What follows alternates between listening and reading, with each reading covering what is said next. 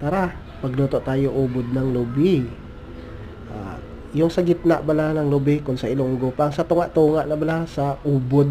Naraman ang ubod ng saging. Mula sa ang lubi mayroon man yan, ubod ng lubi.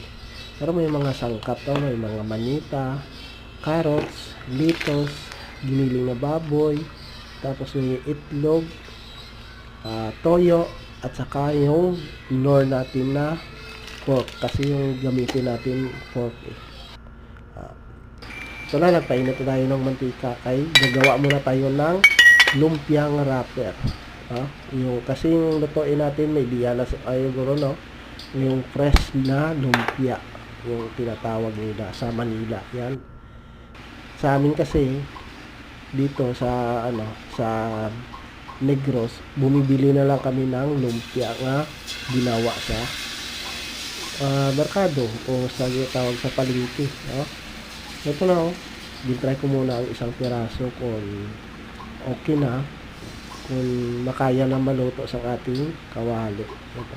Normal lang yan sa paggawa natin ng fresh na lumpia. Pares itong lumpia wrapper. Paggawa natin may mga mabutas-butas dyan. Normal lang yan. Pero wag ka mo alala kung may butas-butas siya, kasi lagyan na natin ng dahon ng lettuce. Ito, nagpakulo na ko ng tubig ka, kaya gagawa muna tayo ng sauce.